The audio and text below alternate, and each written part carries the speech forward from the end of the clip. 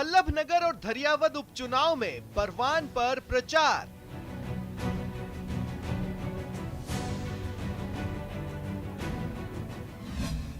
CM Gehlot समेत कई कांग्रेस नेताओं ने किया प्रचार।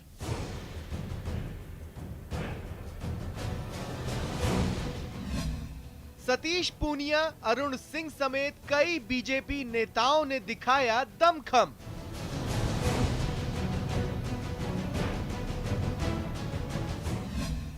प्रचार में महंगाई, विकास समेत कई मुद्दे गूंजे।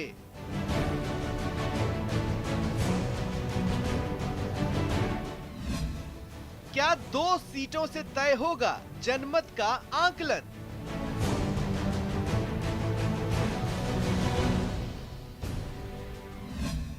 क्या नतीजों से ज्यादा संदेश का सवाल है?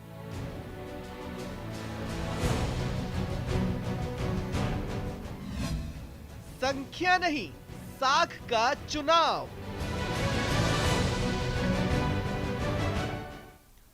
नमस्कार, बहुत स्वागत है आपका। प्राइम डिबेट देख रहे हैं आप, आपके साथ मैं जेपी शर्मा। वल्लभनगर और धारियावद के चुनाव परिणाम जब 2 नवंबर को आएंगे, तब ये भले ही विधानसभा में संख्या बल को बहुत प्रभावित ना करें और हार जीत भले ही स्थानीय मुद्दों पर और सहानुभूति लहर से तय हों, लेकिन परिणाम के बैरोमीटर से राजनीति की हवा का दबाव नापा जाएगा, ये तय है। यही कारण है कि दोनों प्रमुख राजनीतिक दलों ने यहाँ दिन रात एक कर रखा है और दिग्गज मैदान में उतरे हुए हैं। यानी इन चुनावों को महज उपचुनाव की तरह नहीं लड़ा जा रहा, इनके सांकेतिक महत्व को समझा जा रहा है और दोनों ओर से ही जीत के लिए तमाम जुगत भिड़ाई जा रही है। तो आज इस पर प्राइम डिबेट में बहस करेंगे इन सवालों के जरिए कि 2 सीटों से 200 सीटों के जनमत का क्या आकलन होगा इन चुनाव में। परिणाम से ज्यादा मैसेज की चिंता में दिखाया जा रहा है क्या दमखम, और क्या सत्ता में होने का फायदा बना मुद्दों की लड़ाई है ये चुनाव।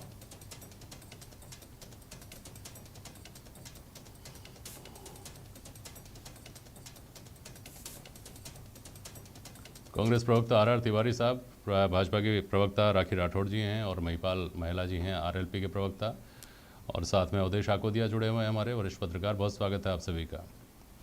इस बात पर आज निराशा अफसोस जाहिर किया गया राखी राठौड़ मैडम कि स्वर्गीय गौतम लाल मीणा के यहाँ अगर संवेदना प्रकट करने जाया जाए तो उसमें भी सियासत इसलिए दिख रही है क्योंकि 2 तारीख के परिणामों को लेकर आप पहले ही बौखला गए। इस तरह की बात आज कही गई है। राखी राठौड़ जी, देखिए जेपी शर्मा जी, हमारे हिंदू संस्कृति में एक रीजनेबल टाइम के बाद में या किसी त्योहार के निकल जाने के बाद में किसी के भी घर पर इस तरह की संवेदना प्रकट करना अशुभ माना जाता है। मुख्यमंत्री जी बहुत सारी जगहों पर नहीं गए, जैसे कि अपने कैबिनेट मिनिस्टर रहे इनके मास्टर भंवरलाल मेघवाल जी के घर पर नहीं गए। उससे पहले धरियावद के अंदर नॉमिनेशन के वक्त भी गए थे, तब भी गौतम मीणा जी के घर जाकर के संवेदना प्रकट करने का काम उन्होंने नहीं किया। लेकिन अब चुनाव से 4 दिन पहले जाना सिर्फ और सिर्फ अपनी सियासी रोटियां सेकने का काम या चुनावी हथकंडा अगर मैं कहूं तो वो काम है। और उसके अलावा देखिए, अगर किसी के यहाँ संवेदना प्रकट करने जाते हैं और उसके बाद चुनावी सभा के अंदर आप अनाउंसमेंट कर रहे हैं, आप बोल रहे हैं कि मैं वहां गया था, तो इससे साफ ये बात जाहिर होती है कि सिर्फ और सिर्फ इनको अपने चुनावी बेनिफिट के लिए वहां जाने का काम था। अदरवाइज परिवार के प्रति संवेदना का काम कोई मुख्यमंत्री जी द्वारा वहां पर जाकर के किया नहीं। तिवारी जी, क्या ये सियासत के लिए था, क्या ये वोटों के लिए था? ये राखी राठौड़ जिस संस्कृति की बातें कर रहे हैं जेपी शर्मा साहब, ये भारत की हजारों साल की संस्कृति है कि किसी के घर पर अगर मौत हो जाती है तो मुख्यमंत्री जी या कोई भी नेता इंसानियत के नाते जाते हैं। गौतम मीणा को बचाने के लिए मुख्यमंत्री जी ने खुद ने कोशिश की। उनके बेटे स्वर्गीय गौतम मीणा जी को हम याद करते हैं, पूरा राजस्थान याद करता है। मुख्यमंत्री जी ने उनके बेटे से सतत संपर्क किया और जो बढ़िया से बढ़िया इलाज कराने के लिए जो डॉक्टरों से कह सकते थे उन्होंने कोशिश की। अरे भारत की संस्कृति हजारों सालों से है राखी राठौड़। अगर मुख्यमंत्री जी गए अब की बार थे वहां चुनाव के बाद में, तो अगर गौतम मीणा के घर चले गए तो इसमें भी जादूगर की जादूगिरी चल रही है क्या? और अगर इसमें भी जादूगिरी चल रही है तो धरियावाद की सीट अब की बार हम जीत रहे हैं, आपकी जमीन खिसक रही है। इसलिए आप बताओ जेपी शर्मा साहब, भारतीय जनता पार्टी के राजस्थान के अध्यक्ष जी को ये मालूम नहीं कि धरियावाद में वो कन्हैयालाल मीणा के लिए वोट मांग रहे हैं या वो खेताराम जी के लिए वोट मांग रहे हैं। खेताराम जिस जी, राज्य खेताराम। के खेत सिंह मीणा जी मुखिया को ये पता नहीं कि विधानसभा के चुनाव में हमारा उम्मीदवार है कौन, तो अच्छा। फिर वो उस पार्टी की तो लुटिया डूबनी है। और आप अशोक जी के ऊपर ढोल रहे हो। तिवारी जी। धरियावाद की सीट अब की बार जीत रहे हैं। जननायक की, जनता की जो उनकी मेहनत है, जनता के लिए उन्होंने जो काम किया है 2.5 साल के पीरियड में, इसलिए भारतीय जनता पार्टी के वो बघेल जी कैसे कैसे शब्दों का उपयोग करते हैं। किसी राज्य के ठीक है। मुख्यमंत्री के लिए हाँ। इतने निम्न स्तर की बात, अगर आप बुला रहे हो दूसरे राज्यों के मंत्रियों को, मुंडा जी को बुला रहे हो झारखंड से, उनको बुला रहे हो मध्य प्रदेश से, फिर भी भारतीय जनता पार्टी इन दोनों सीटों पे हारेगी। और कांग्रेस का काम कोरोना काल में मुख्यमंत्री जी का काम जो है उस पर जनता के मुंह लगेगी। कांग्रेस दोनों संस्कृति सीटें- और सामाजिक परंपरा का स्वस्थ तरीके से निर्वाह करते हुए वहां गए, इस पर भाजपा गलत उंगली उठा रही है, यही कहना चाह रहे हैं ना कुल मिलाकर के। राखी राठौड़ इसका जवाब देना चाह रही है, बोलिए। देखिए, हाँ, कांग्रेस हमेशा से एक सिलेक्टिव राजनीति करती आई है। अगर संस्कृति की इतनी ही पहचान होती तो अपने कैबिनेट मिनिस्टर के पास में क्यों नहीं गए आप संवेदना जताने के लिए? ये बोल रहे हैं कि पहली बार गए, पहली बार तो नॉमिनेशन भरने गए थे मुख्यमंत्री जी, तब क्यों नहीं उनके घर जाकर आए? प्रॉब्लम क्या है? कल जो मीटिंग हुई बहुत ही अच्छी मीटिंग हुई, बहुत सारी संख्या में वहां पर लोग आए और उसी की बौखलाहट थी मुख्यमंत्री जी की, जो आज जाकर के वहां पर कहना। और आप बताइए जेपी शर्मा जी, किस संस्कृति में लिखा है कि कहीं जाकर और चुनावी सभा के अंदर उस बात को बोला जाए कि मैं वहां गया था, मैं उनसे मिलने गया था? इस तरह की संवेदना अगर आप सभी जगह प्रकट करते, यूनिफॉर्मली सब जगह जाते, तो हम कहते कि हाँ आपकी वहां के प्रति सिंपैथी थी, उस जगह के प्रति हम लोग एक अपना सामाजिक दायित्व निभाने के लिए गए थे। लेकिन गए किस लिए थे? हम सिर्फ चुनावी बेनिफिट के लिए गए थे। और आप कोरोना की बात कर रहे हैं सर, कोरोना के अंदर कांग्रेस सरकार के अंदर के पास में बहुत सारे उपलब्धियां शामिल है, जिसमें हम देखें तो आप ये टेस्ट वाले में आपने बदमाशी करी, आपने वैक्सीन की बर्बादी करी, आपने कॉन्सेंट्रेटर्स की खरीद में बदमाशी करी। सर सब जगह घोटाले हुए, सभी जगह घोटाले हुए। देश जानता है कि सबसे ज्यादा अगर कहीं पर वैक्सीन की बर्बादी हुई तो राजस्थान में हुई है। देश जानता है इस बात को कि राजस्थान आपने कालाबाजारी करवाई, रेमडेसिविर इंजेक्शन सेंट्रल गवर्नमेंट से लगातार आए थे, लेकिन ये कांग्रेस सरकार की नाकामी थी। और आज भी डेंगू अगर राजस्थान में फैल रहा है, आपके मंत्री जो है, जो स्वास्थ्य मंत्री है, वो राजनीतिक पर्यटन करने गुजरात में गए हुए हैं। तो लोगों ने देख लिया है अपनी नाकामी छुपाने के लिए आप ये काम कर रहे हैं, हमारी कोई काम नहीं है आपके सराहना कर रहे हैं। सिर्फ और सिर्फ चुनावी हथकंडा है, संवेदना जताना, इसके अलावा कुछ नहीं है। राजस्थान के जननायक ने देश के अंदर स्थान लिया है। अरे देश के प्रधानमंत्री जी ने, हमारे प्रधानमंत्री जी ने जननायक का सराहना की है कि राजस्थान कोरोना काल में अन्य राज्यों के मुकाबले आगे रहा। कॉन्सेंट्रेटर घोटाला, रेमडेसिविर ब्लैक मार्केटिंग, ये सारा ऑक्सीजन पता की लग ब्लैक जाएगा। मार्केटिंग, पहले ये भी आपके जननायक के ऊपर एक है। मिनट सुनिए, अवधेश आपको दिया, दोनों उपचुनाव सुनिए हारोगी तिवारी जी, राज्य सुनिए, की अवधेश आपको दिया, अवधेश आपको दिया। क्या ये संवेदना प्रकट करने का जो सिलसिला है, इससे किसी तरह का चुनाव में फायदा या नुकसान होता है? क्या ये बात सही है कि जो सहानुभूति के वोट मिलते गौतम मीणा के सुपुत्र को, अगर उनको टिकट मिलता तो, और नहीं मिला टिकट चूंकि, तो उन जख्मों को ताज़ा करने के लिए ऐसा किया गया है जो भाजपा आरोप लगा रही है?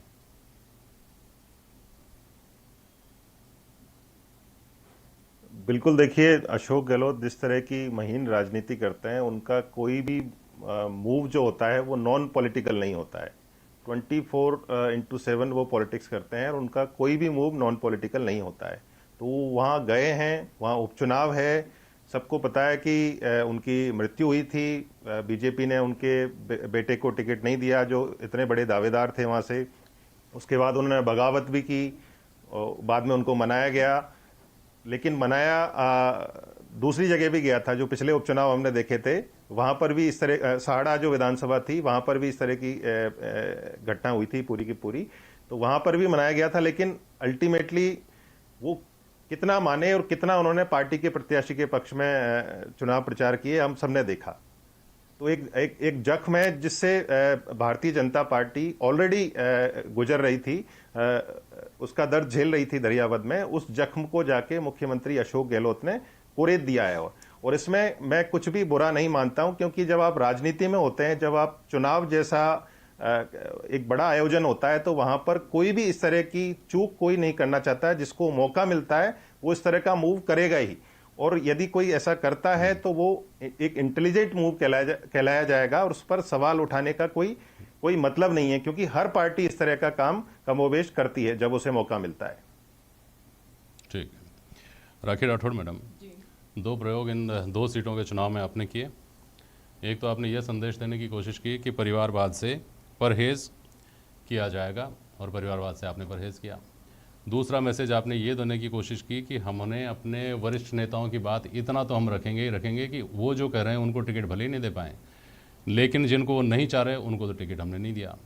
अब इससे आपने ये 2 मैसेज तो दे दिए, लेकिन अगर इस चुनाव में दांव पर अगर साख लगी हुई है तो, और अगर चुनाव परिणाम उल्टे पड़ गए आपके प्रयोगों के चलते, तो उससे कि जो मैसेज आएगा उसकी चिंता कितनी बड़ी है फिर? देखिए, राजनीतिक पार्टी को सिर्फ एक ही चिंता होती है, चिंता वो ये होती है कि हमारा जो कैंडिडेट है वो विनिंग कैंडिडेट हो, और उस चिंता के साथ में हमने कैंडिडेट डिसाइड किए हैं। जो डिसाइडेड कैंडिडेट हैं, चाहे धरियावत के हों चाहे वल्लभ नगर के हों, दोनों वहां पर जीतेंगे। और उसका बेस है, जैसे हम पहले भी बात कर चुके हैं इस बारे में, कि जो लोकल इश्यूज है उन पे अगर अपन ध्यान देंगे तो आप देखेंगे कि भारतीय जनता पार्टी निश्चित तौर पर वहां पर आगे बढ़ेगी। चाहे खेत सिंह मीणा जी का एक बहुत जीरो लेवल से स्टार्ट होते हुए कार्यकर्ता, जिन्होंने लगातार पार्टी के प्रति वफादारी, निष्ठावान कार्यकर्ता, और जहां तक वल्लभ नगर के अंदर हिम्मत सिंह जी की बात है, उन्होंने कोरोना के अंदर जनता के बीच जाकर के काम किया है। वल्लभ नगर में तो आपके लिए कहा जा रहा है कि आप मुकाबले में नहीं है, दूसरे नहीं, तीसरे नहीं, चौथे स्थान पर हैं। देखिए, ये तो कांग्रेस दावा कर रही है। जब रिजल्ट आएगा ये सिर्फ कहने की बात है, लेकिन ग्राउंड लेवल पे जनता के बीच में जो संदेश है वो यही है कि जिसने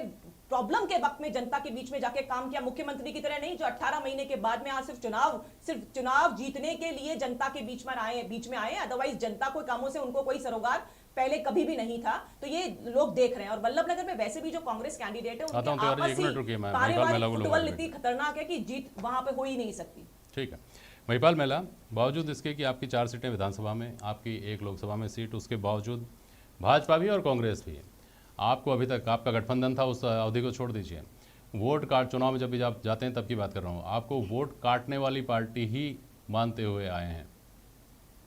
इस चुनाव में भी यही कहा जा रहा है। जेपी जी, भाजपा और कांग्रेस तो दोनों कहेंगी, पूरे देश का इतिहास उठा के देख लीजिएगा। आम आदमी पार्टी का उदय हुआ, वोट कटाव कहा गया, इन्हीं दोनों पार्टियों के द्वारा।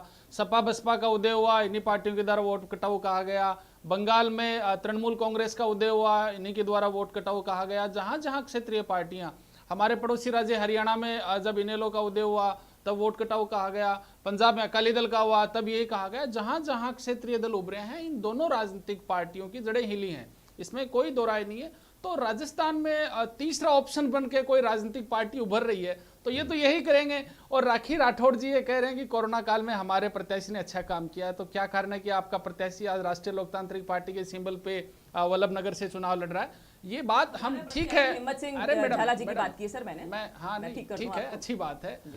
हर चुनाव, इन चुनाव में मैं देख रहा हूं हम शायद चौथी दफा उपचुनाव को लेकर आपस में तीनों ही नेता डिबेट में बैठे हैं। कांग्रेस पार्टी कोरोना काल में राजस्थान में तिवारी जी की जननेता जी ने अच्छा काम किया, उससे बाहर नहीं निकल पा रही है। और राखी जी राठौड़ वाली पार्टी ये कह रही है कि देश में हमने कोरोना में बहुत अच्छा काम किया, उससे आगे नहीं निकल पा रही है। एक्चुअली वल्लभ नगर में विपक्ष में रहते हुए भारतीय जनता पार्टी ने ग्राउंड लेवल पे क्या काम किया और कांग्रेस ने सत्ता में रहते हुए वहां बताने के लिए अब तक के 3.25 साल के कार्यकाल में क्या किया। चुनाव तो इस पे होना चाहिए। और राष्ट्रीय लोकतांत्रिक पार्टी से हर बार यही सवाल पूछा जाता है कि हम आपको क्यों वोट दें। तो पिछले काफी लंबे समय से बात वल्लभ नगर की करें तो कहने को तो लोकतंत्र में यह है कि जनता मालिक होती है और नेता नौकर होते हैं, पर वहां की स्थिति ऐसी है कि वहां जितने भी जो नेता चुनाव जीत के आए हैं अब से पहले तक के, वो सारे बड़े घरों के नेता हैं और आज भी जनता चप्पल खोल के उनके घरों में प्रवेश करती है। वो सोफा में बैठते हैं तो उनको नीचे बैठाया जाता है। पहली बार ऐसा हो रहा है कि जनता के बीच का उन्हीं जैसा कोई नेता जो प्रत्याशी बन के आया और चुनाव में फाइट में है, उसके प्रति वल्लभ नगर की जनता जो उम्मीद देख रही है और चुनाव का जो माहौल है, मैं ये नहीं कहता ये सवाल ये उठाते हैं, ये दोनों पार्टियां ये भी सवाल उठाती हैं कि वल्लभ नगर में चूंकि आपको इस तरह का अवसर दिखा तो आपने वहां पे अपना आदमी उतार दिया, दारियावद में आपको इस तरह का अवसर नहीं मिला तो आपने वहां पर पार्टी प्रत्याशी नहीं उतारा। से कौन चुकना चाहता है? 2018 में 17 लोगों को कांग्रेस पार्टी ने, भारतीय जनता पार्टी ने जिनकी टिकटें काटी थी उनको आधा घंटा पहले ज्वाइन करवा के और अपना सिंबल थमा दिया था। 19 लोगों को भारतीय जनता पार्टी ने, कांग्रेस की जिनकी टिकट काटी उनको सिंबल थमा दिया था। कौन सी दुहाई दे रहे हैं कांग्रेस और भाजपा के नेता? राष्ट्रीय लोकतांत्रिक पार्टी तो मान लिया कि नई पार्टी है, आपके पास कमजोर उम्मीदवार है। हर आदमी ये चाहता है कि हमारे पास कोई मजबूत उम्मीदवार मिले और हमारे यहाँ उदयलाल जी डांगे मजबूत उम्मीदवार थे। सारी राजनीतिक पार्टी। ठीक है मेला जी। तिवारी साहब, आप कुछ कहना चाह रहे थे राखी राठौड़ मैडम की बात पर, अब अपनी बात भी बोलिएगा, लेकिन मुझे ये भी बताइए कि मैसेज को लेकर ये अनुमान कि राजस्थान में अगर जहां आप सत्ता में हैं, भाजपा को जहां आप सत्ता में हैं, वहां अगर उपचुनाव में भाजपा 2 सीटें हार जाती है तो देश भर में मैसेज जाएगा कि भाजपा के पांव उखड़ गए, और महंगाई और बेरोजगारी जैसे मुद्दों पर उखड़ गए। ये अगर इस तरह का मैसेज पूरे देश में जाता है तो अगर कहीं आपको हार का स्वाद चखना पड़ गया तो मैसेज क्या जाएगा, इसकी भी चिंता है ना। देखो जेपी शर्मा साहब, बल्लभ नगर में तो आप जो कुछ कह रहे हो चौथे नंबर पे लड़ाई नहीं लड़ी मानोगे। है। आपने अभी प्रश्न किया था हाँ। तो मैं कह रहा हूं चौथे नंबर पर ही है इनके झाला साहब। अच्छा। अरे गुलाबचंद जी कटारिया हमारे नेता तो नहीं है। गुलाबचंद जी कटारिया किसी को टेलीफोन पे कह रहे हैं कि भाई मैंने तो बहुत कोशिश करी डांगी को दिलाने की। अच्छा। लेकिन वो जेपी, वो कौन सा सीपी जोशी जी के खास है, उनके बिजनेस पार्टनर है।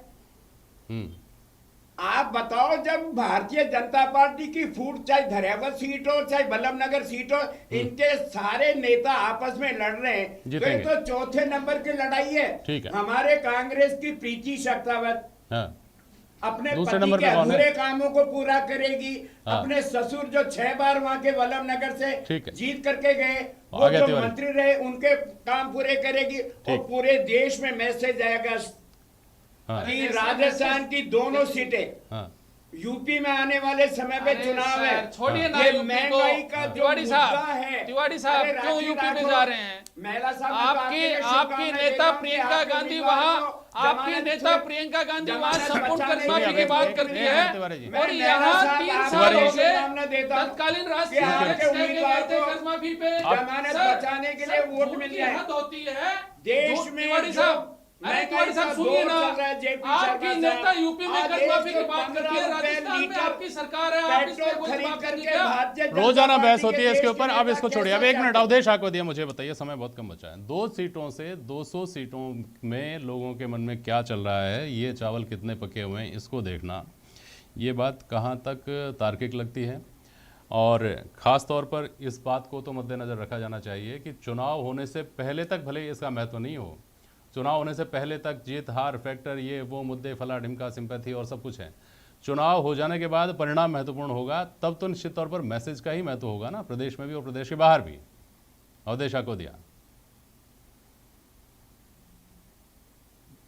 बिल्कुल जेपी जी, देखिए इसको ये कहना कि ये पूरे राजस्थान का रेफरेंडम दो सीटों से निकल के आ जाएगा, पूरी 200 सीटों पर जनता का क्या मूड है ये पता लग जाएगा, मेरे हिसाब से ऐसा कहना उचित नहीं है। लेकिन ये पूरा के पूरा जो 2 सीटों का चुनाव है, इसका जो नतीजा आएगा उससे निश्चित रूप से एक जो परसेप्शन बनता है, एक जो मैसेज जाता है, एक संदेश जाता है, वो जरूर इससे जाएगा। आप उदाहरण देख लीजिए, पिछले जितने भी उपचुनाव हुए हैं जो सरकार के आधे कार्यकाल के बाद हुए हैं, जैसे आप देख लीजिए 2018 में 2 लोकसभा और 1 विधानसभा का उपचुनाव हुआ था, तीनों को भारतीय जनता पार्टी हारी थी। तो तभी से ये परसेप्शन बन गया था कि बीजेपी विधानसभा चुनाव में हार रही है, हारने वाली है। तो इस तरह से परसेप्शन बनाने में ये 2 विधानसभा की सीटों का जो नतीजा आएगा वो निश्चित रूप से एक परसेप्शन बनेगा, और जिसके पक्ष में आएगा वो पॉलिटिकल पार्टी इसको बनाने का प्रयास करेगी। ठीक है। राखी राठौड़ मैडम, विश्लेषक ये भी कहते हैं कि सरकार में चूंकि कांग्रेस है तो चुनाव प्रचार में भी, इस वक्त जो चुनाव प्रचार चल रहा है उसमें भी उनको बताने के लिए उनके पास है, आश्वासन देने के लिए उनके पास उनकी क्षमता में है कि आश्वासन दे सकते हैं, लोगों को उनकी बातों पर भरोसा होगा। आपके पास सिर्फ मुद्दे हैं और कांग्रेस उन मुद्दों के जवाब में वो मुद्दे फेंक रही है, उन मुद्दों के तीर फेंक रही है जो राष्ट्रीय स्तर पर इस वक्त व्यापे हुए हैं। ऐसे में बहुत टफ स्थिति नहीं है क्या आपकी? देखिए जेपी शर्मा जी, जिस तरह के वादे मुख्यमंत्री जी ने आज सभा के अंदर भी कहे, वो वादे कोई मूल्य नहीं रखते, क्योंकि आपने पहले भी देखा कि दिल्ली के अंदर अभी गए तो सोनिया गांधी जी ने 2 दिन तक उनको टाइम नहीं दिया मिलने का, और जिस तरह से मुख्यमंत्री जी की सीट मंत्रिमंडल विस्तार होने के बाद ही अस्थिर है, जैसे ही मंत्रिमंडल विस्तार का काम होगा वैसे ही कुर्सी अस्थिर हो जाएगी। तो जनता जानती है कि टेम्पररी, और इसी प्रॉब्लम के चक्कर में, इसी बौखलाहट के चक्कर में आज मुख्यमंत्री जाकर के वहां पे चुनावी सभा कर रहे हैं। तो जिस तरह से कांग्रेस की सरकार ने राज किया है 2.5 साल के अंदर, एक अनस्टेबिलिटी के साथ तिवारी जी बहुत संक्षेप में बोलिएगा। पूरी भारतीय जनता पार्टी में ये राखी राठौड़ की स्थिति नहीं है, इनको तो घर बैठे सपने आ रहे हैं कि सरकार गई और हम जीते। दिलचस्प बात है कि राखी राठौड़ जी की पार्टी कांग्रेस के नेताओं के कद नापती है, और कांग्रेस अब भारतीय जनता पार्टी में सबसे बड़े कद का नेता कौन है इसको नाप रही है। फिलहाल 2 तारीख पर सत्ता जब है। बहुत शुक्रिया आप सभी का 1 लाख बेरोजगारों को रोजगार देकर के बैठी है। आप अपने